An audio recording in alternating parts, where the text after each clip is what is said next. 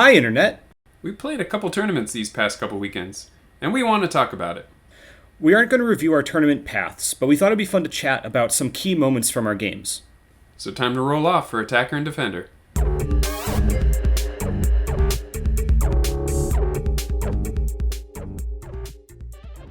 Alrighty, so you get big faces this time because there's really nothing to show you guys. Just Did you say biggie faces or baby faces? Big faces? Okay, I heard baby faces, and you and I are both bearded, bud. That Funny enough, that's exactly why I don't want to shave this beard. My wife keeps asking me to. I was like, no, that's not going to happen. I've had this for too long. It's a part of me now. But yeah, the last time I fully shaved was about 4 or 5 years ago, and it was just like, oh god, what is that? Who is that man in the mirror? No one wants that. Nope. So I'm Emmanuel. I'm Alex. Yeah, we keep forgetting to do that. I occasionally see a comment saying, "Who's who again?" We forget. Sorry. But yeah, we played in a couple tournaments. I have notes on my phone. I think you have notes on your phone too. So yeah, we'll be typical millennials looking down at our phones while we're hanging out with y'all. But we not only are we looking at our phones, we're also creating content. Oh my goodness, and we're on YouTube. Oh my goodness. Yeah, we're just. I like to think of myself as not a typical millennial, but I'm really checking a lot of those boxes right now. And I'm totally not drinking craft beer right now. Totally not. So, we had a couple tournaments locally. I missed the first one, unfortunately. Yeah. You got to that one, and then we both made it to the second one. It was, the second one that we were both at was one of the Squad Games tournaments that Dakota's doing. And what was the tournament that you got to the weekend before that?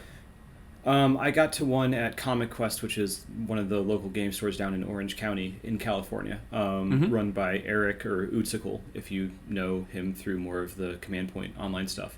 Or not Command Point. Whoops. That's not Killzone. the brand. Killzone. And yeah. But yeah, both were great tournaments. Both were run exceptionally well. And yeah, both were a lot of fun. Yeah. So My favorite thing about these tournaments is that there's a lot of people that I've just never gotten to play games with before that we're playing with. Heck, there was someone from Arizona at this one this past weekend. That's just crazy. Like, maybe just in the area for family. I really don't think that he drove all the way there. But if he did, makes me worried about how stagnant the scene in Arizona is that he's got to come to Southern California for games. But suffice it to say, it was fun. Yeah, I'm going to pivot off that to my first note from the weekend, which wasn't even on my list. Okay. If you're doing events, honestly, to grow a scene, if you're doing events, even if you're having like 4 people get together for like a day of games on the weekend or something, or an evening at the local game store, if you don't have a big community, put it on BCP. People look for games. Absolutely. Through BCP. Look for tournaments. This guy who came in from Arizona, he's visiting family for a couple weeks. And so I didn't get a chance to talk to him. So I talked with him a little bit. Oh, yeah, he was my him, opponent the actually. first round. Yeah. And so he was apparently, I think I'm getting this right, he's just in town for a week or two visiting family and was like, I wonder if they're doing games this weekend. And that's wild. I love that. I found BCP. I love that. So I mean, people are on BCP looking.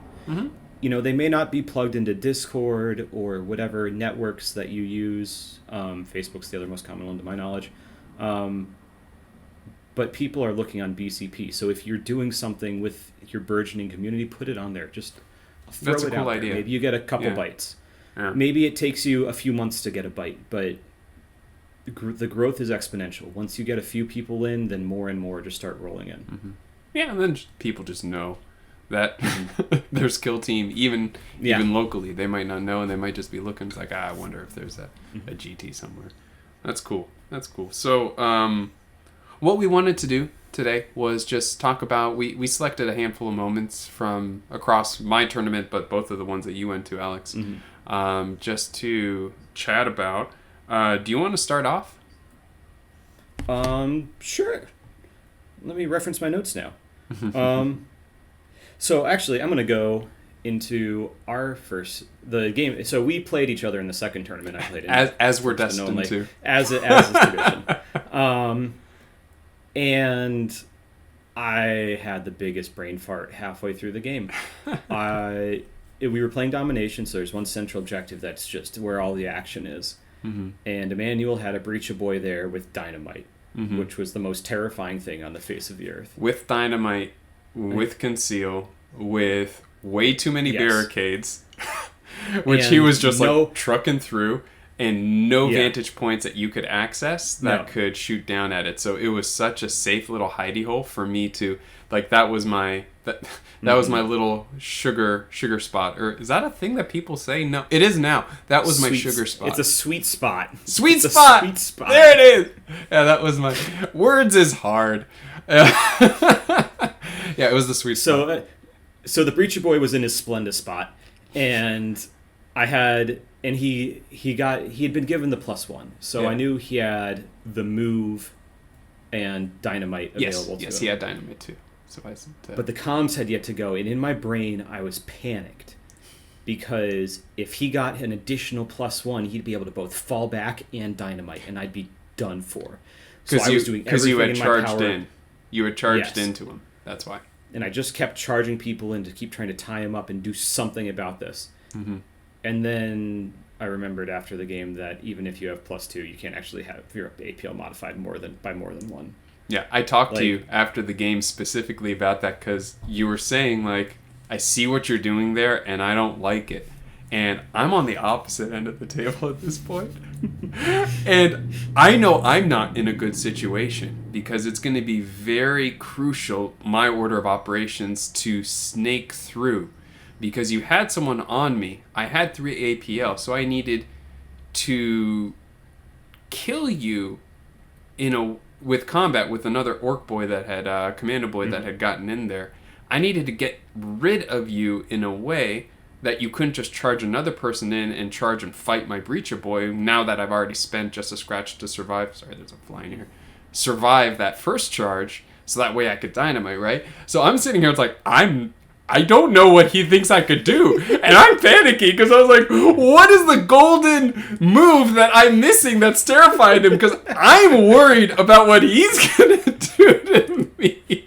So you say that, and then you started to distress me out. And long story short, Breacher never went off. You did a nice series of plays that tied him up in that spot that I don't remember. Did I end up just falling back with him and hiding to save the dynamite? Or did I do that in my next game?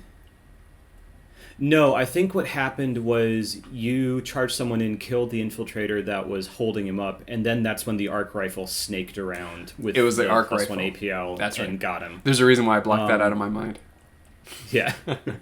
But so the moral of the story is remember your rules no matter how niche they are. Mm-hmm. And I'll come back to this one later for another game. But when the shit hits the fan, pardon the French, knowing the edge case rules is what makes and breaks a game. Mm-hmm. And in this case for me, I think that I could have made better plays if I had remembered the rule that you can't have more than +1 APL. Mm-hmm. I made a bunch of tactical decisions based on something that wasn't even remotely possible. Mm-hmm. Mm-hmm. So to segue into my first point, it's actually from the same game. Points win games. Always remind yourself of that. Points win games. And you were destroying me in that game. I got very caught in that middle situation as we're talking about. And I misjudged the space between the barricade and the actual... I didn't think you could fit a 40mm base in there. I didn't actively measure it, but I thought it just looked like it was 32, just by eyeball. And I was like, okay, that's close enough. Like 40 is so much bigger than 32. There's no way you could fit in there, right? So I wasn't worried about you charging in with someone there because you couldn't fit. and you wouldn't be able to get within 2 inches to shoot me because of just the nest of barricades that the middle point became. Yeah. But so I got very caught off on that, the fact that you were able to just weasel one of those 40 mils in there. So I got really caught in that spot, and then I started to lose orcs trying to make that happen or trying to rescue that situation because I had invested so many activations, because you had like 4 guys I could have gotten a dynamite off of, which included your dictat, your arc rifle, there weren't many places to hide. There were, there was those 3. The dynamite would have been brutal. Yeah. So it would have been such a clutch dynamite to get off, and I was always like half an activation behind pulling it off. So I got caught up in there. A lot of activations went to that, and then you started to pick apart my guys.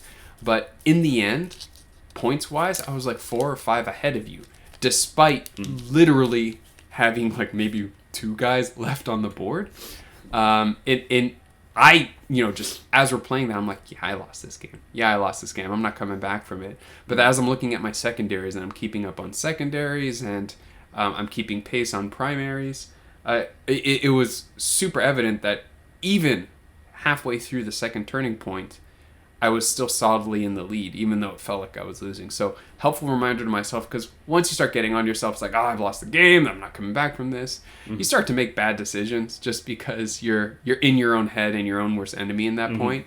So, it's a helpful reminder for myself in this whole tournament path that just remember, points win games. Don't stress too much about your guys. Just say, okay, where are my points going to come from now?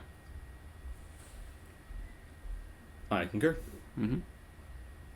What's your next one? What's my next one? I have to look. Oops.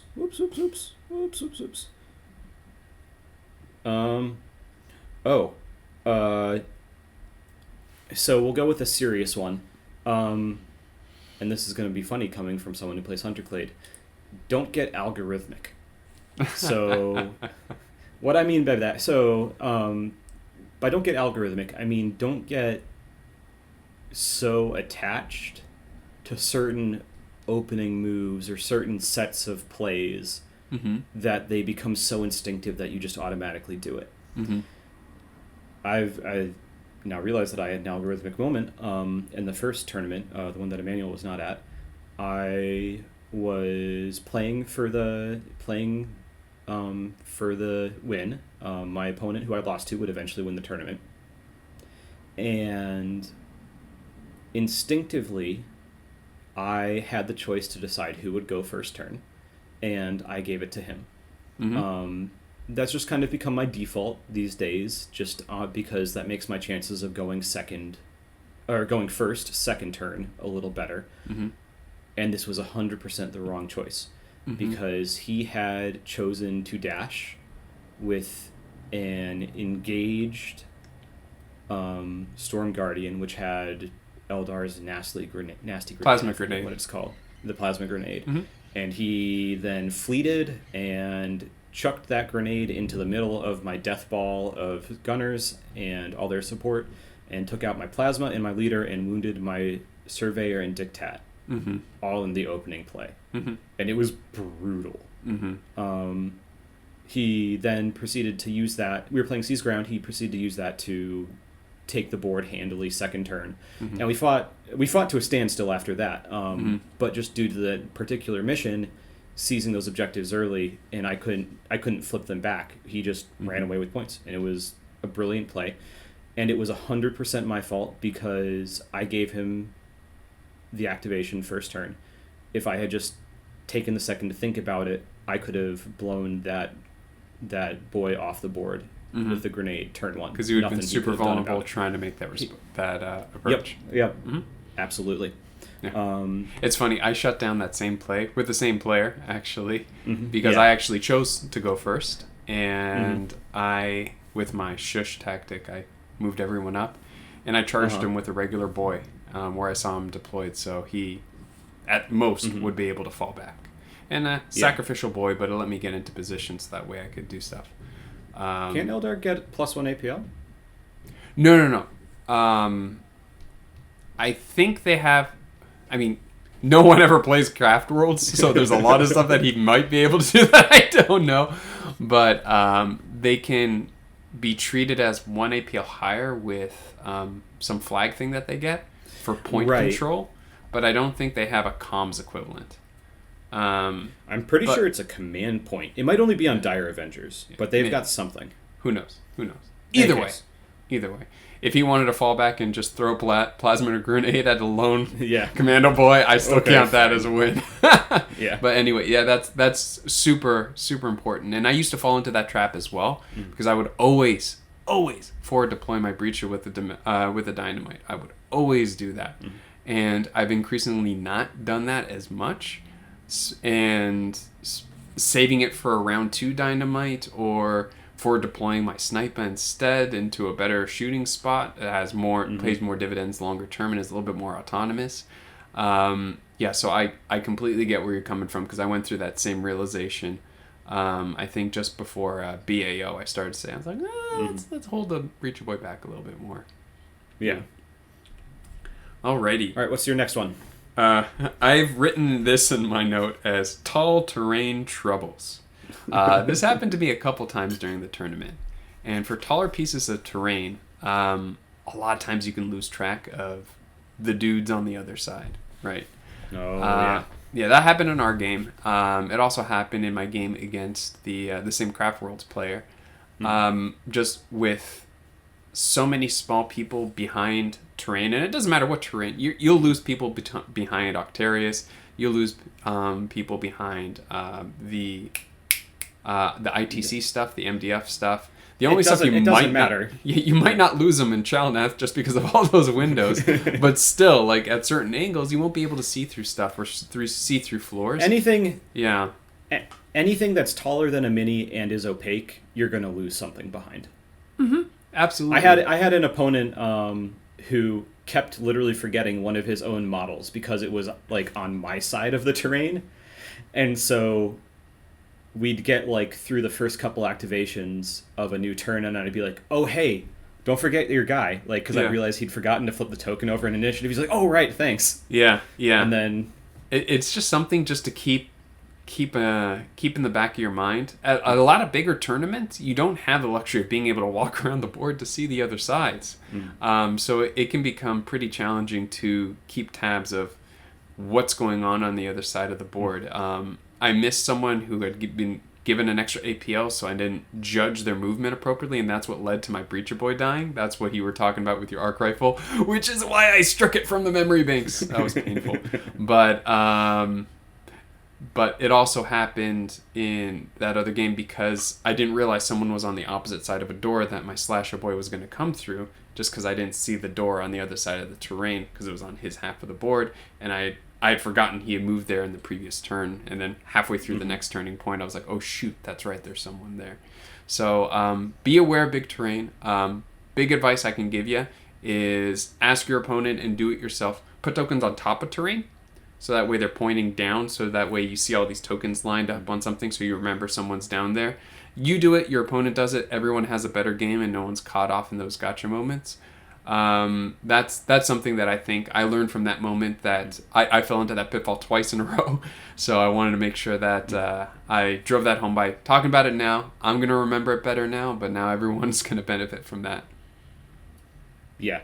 You and I both try to do that, and you forget sometimes. Honestly, I'm genuinely sorry about that. Oh no, I mean, I was doing the same thing on my side of the board, but it just happens that none of those guys that you couldn't see had a critical impact on one of your guys. Nope.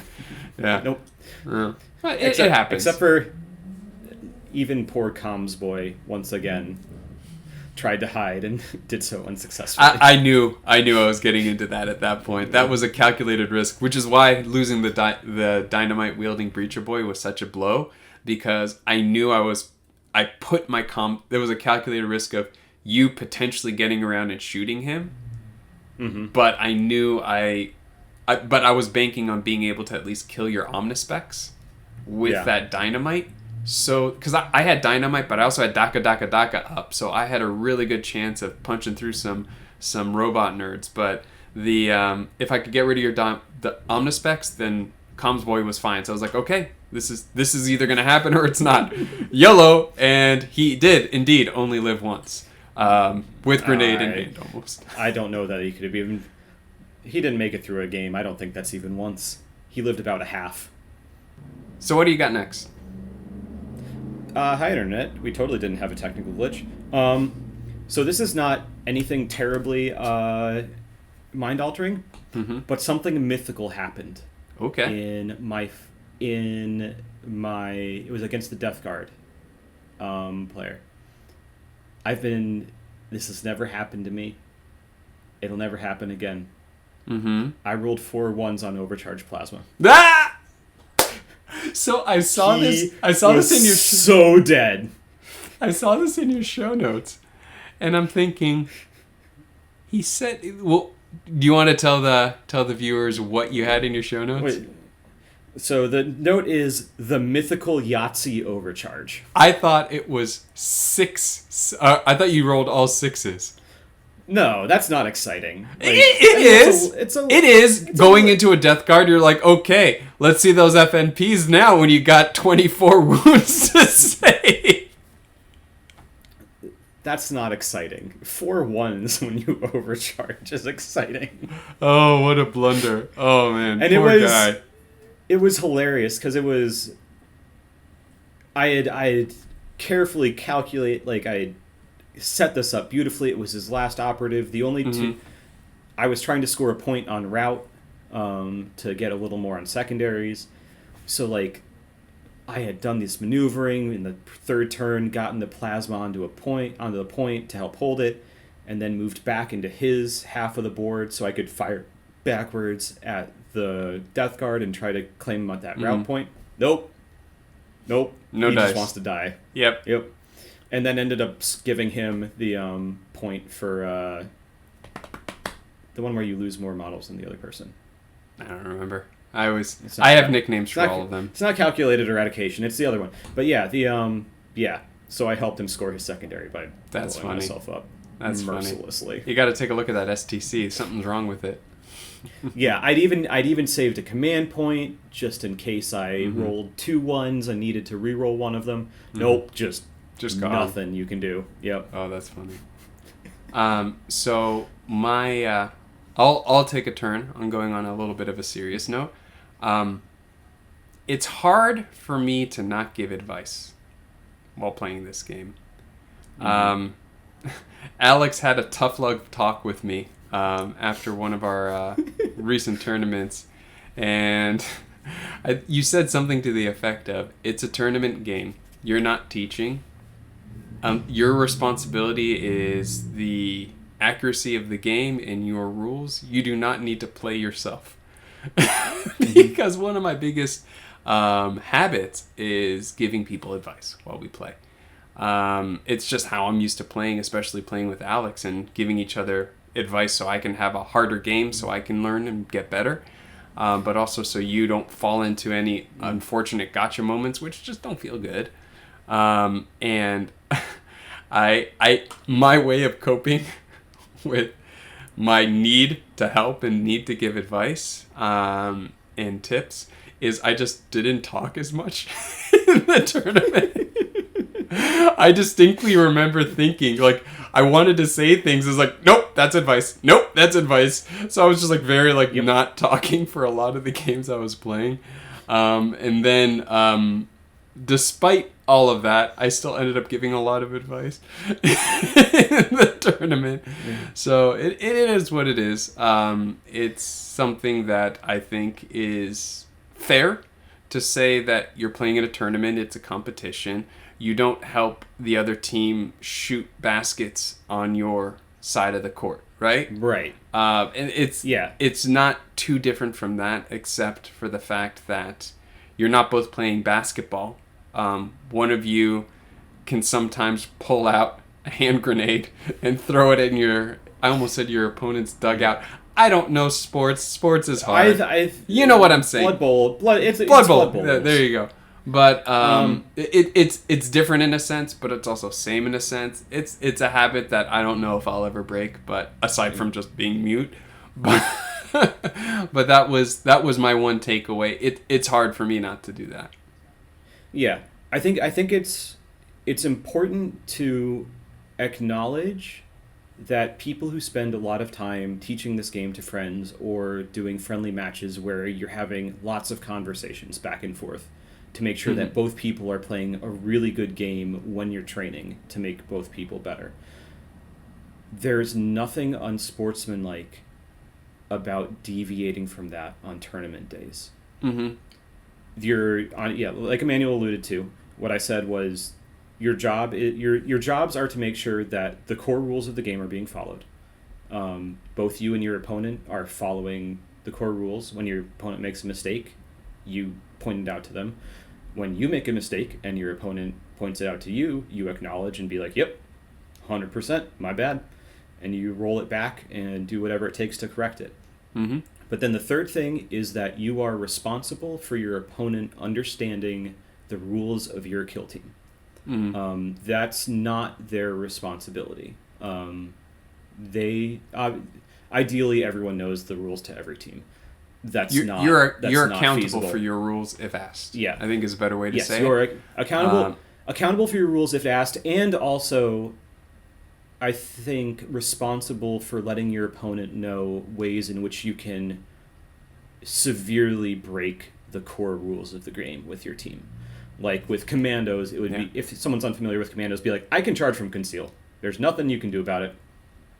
You're going to have to deal with it. For me, it's explaining the way omnispecs works. Like, you are going to get shot in situations which you don't think are possible. And it's going to suck, but this is how it works. And having those conversations with your opponent. And if the sportsmanship comes in, and maybe if you see a moment where they're making a move and you're like, do they remember this thing I can do? Being like, hey, by the way, do you remember my omnispecs rules? Like, not saying, this is what I'm planning on doing to punish you for what you're doing, but being like, hey, just like, do you remember what this guy does? And they can say yes, or they can say, no, I'd like a refresher. And either way that pans out, you're above board and the game continues on. But you don't have to explain the ways in which you're going to try to beat your opponent. Yep, 100% fair. I also have to point out that I think you might have really angered the Omnissiah by calling out his failure in having an appropriate plasma gun for your Skitarii, because this is on you. You have ruined my internet. It's just completely trashed. I heard all of your audio, but you were so glitchy in there. I'm sorry for the viewers. This is how it is. Sorry. Shrugs. I have one more. Do you have any more? I have one more. You take it away, and then I'll close with mine. Mine's a short one too. Okay. So again, on the thing of knowing the minutiae of the rules. So in the lead up to my plasma spectacularly destroying himself, I had a thought in the middle of the game. It was like, I vaguely remember this in the rules, but I've never actually used it. What are the rules for a normal move, Emmanuel? Rules for how can you move? I feel like I'm stressed out. I feel like I'm getting quizzed. I'm going to forget something. Rules for normal you are getting move. Quizzed. It's the movement characteristic in increments of 1 inch, and you can't come within engagement range of an enemy operative. There's a caveat. You can go within engagement range of an enemy operative if they are already within engagement range of one of your own operatives. You can't end within engagement range. This is 100% a thing. I need to read this because that sounds. It's true. Okay. Like I had a choke point. So I couldn't come within. Like if I came within, I would have to pass through his engagement range. But I wanted to get to the far side. And something in my brain triggered, and I was like, "Wait, hold on, I think I can do this." And I checked the rule, and yeah, I swear. I promise it's a thing. Remember that cannot move through terrain features, must climb to offer wishes to move across the kill zone by jumping across an operative cannot perform this action if it is within engagement range of an enemy operative. In addition, The operative cannot perform the same activation in which... Oops. Where are you reading this, bud? You're doing a dance, but I'm not seeing it. Oh, whoa, whoa, whoa, whoa, whoa, whoa, whoa, whoa. It cannot move over the edge of the kill zone or through any part of another operative's base, and it cannot move within engagement range of an enemy operative unless another friendly operative is already within engagement of them, in which case it cannot finish its move within engagement. Yep. I completely forgot about this. Some part of my brain... Yeah, so did I, until it was super critical to me. I remember us talking about this when we first went through the rules, because I remember talking about how you can use that to stop a choke point so you can wiggle by. The only way to completely shut out someone by charging them is to make sure they can't fit by with a base. I remember that discussion. I remember us learning the game, putting out all the Ryza ruins terrain, and oh my god. Yep. That is crazy. Yeah. Oh, wow. I learned something today. I relearned something today. Remember your weird little niche rules. Yeah. It made a huge difference in my game. It just feels so wrong when you say it, but you're completely right. It's right there. Wow. That's awesome. Okay. Yeah. Mine is not as cool. Yeah, I wish I didn't follow you, because mine is not nearly as cool as that. My notes just say, remember your 2-inch bubbles. Super easy to shut people out of walking down a path by standing within an inch of something while concealed, but still more than 2 inches from the closest that they can get to you. As long as they don't have a grenade, they can walk all the way up to that piece of terrain, but they can't get close enough to shoot you, but they can't traverse it because they can't end on the other side, nor can they charge you because they'd have to move over you. So unless they have fly, or unless they have a grenade, just by physically standing somewhere, and if they can't get, a vantage point on that area. So there's a lot of caveats to it, but just remember that 2-inch bubble around you where they can hit you. And I thought I had set that up with my Breacher Boy, but I hadn't, just because you were able to slot a base in there. But I could have set it up in another game that I played, but I didn't. And then halfway through the next turning point, I was like, wow, I could have shut this whole side down if I just stayed at like 2.1 inches away from that with my conceal, because there was no way they were getting to that vantage point that could see this one spot. And then it would have just been like a Gandalf, you shall not pass. And I would have shut down an entire third of the board from them advancing through, just through that one choke point. So, remember that 2-inch bubble. As long as you're not dealing with grenades, you're going to be really happy there. Yeah. Yep. That's all I got. I am just going to go tell the entire world about what you just retaught me right now about movement phase. So I'm very excited to end this episode. How about you? I'm excited. I'm excited for the next tournament. Yeah. I've missed in-person tournaments. It's really nice to get back. They're fun, aren't they? I like them a lot. Mm-hmm. Alrighty, Internet. Have fun. Bye. Good night, Internet. Bye.